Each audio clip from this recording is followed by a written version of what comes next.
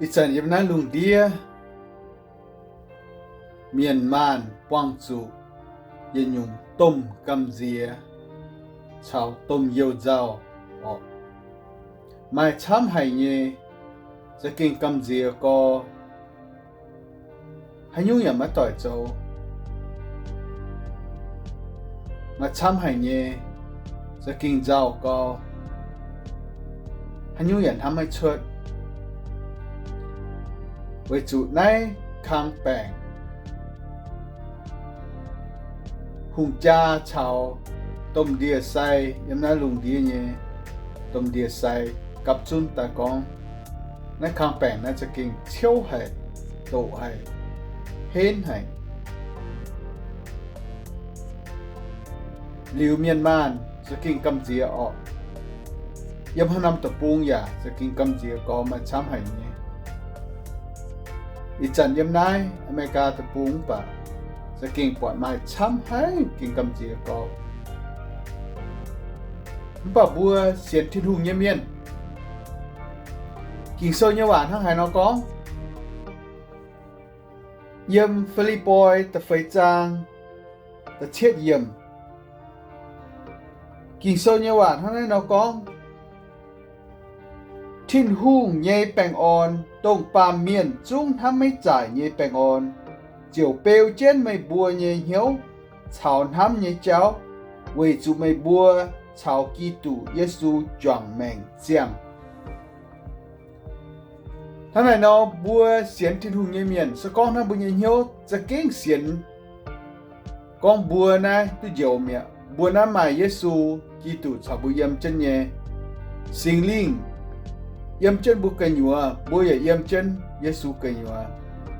thằng Giêsu con yếm Gioan kinh sâu ni con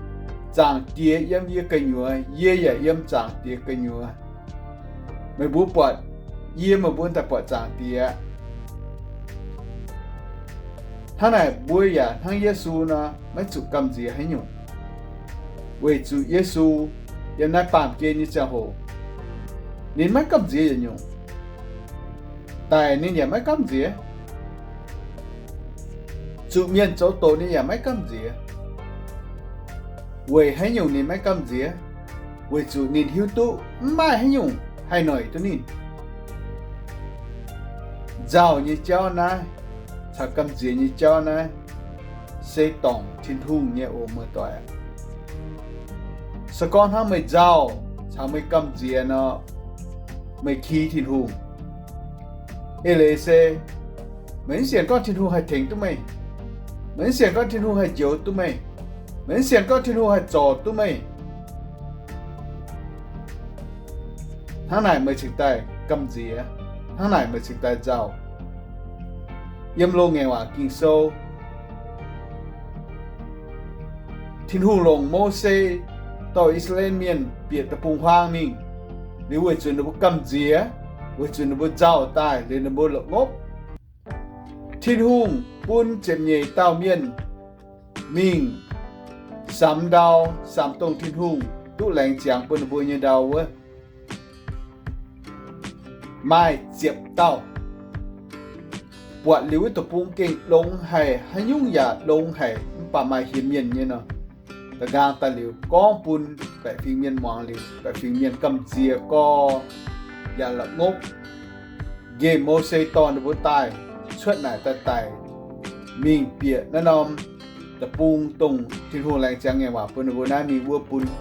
แต่เมียนตายในบนทั้งเฮียเมียนตายในบนทั้ง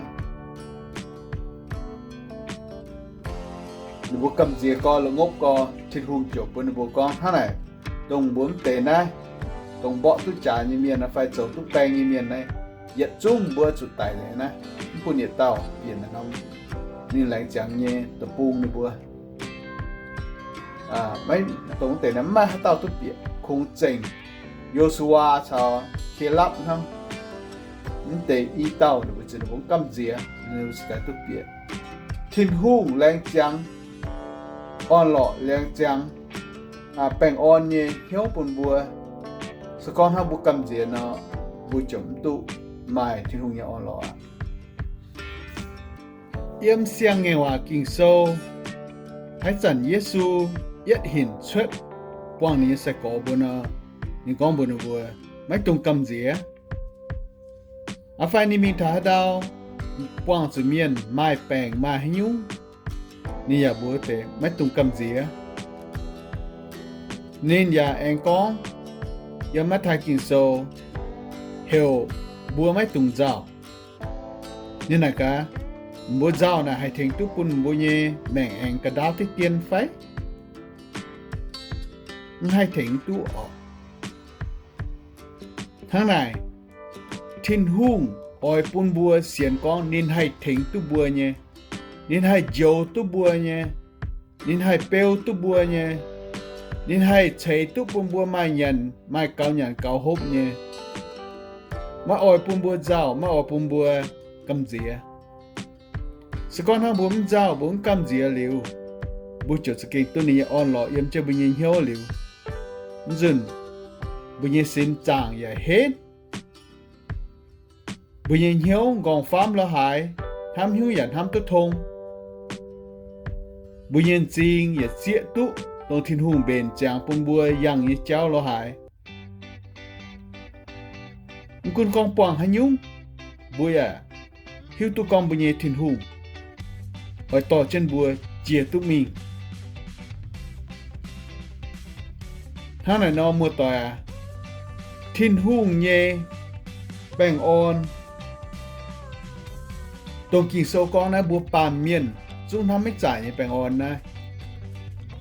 sao con không mày chiên nhé xiên con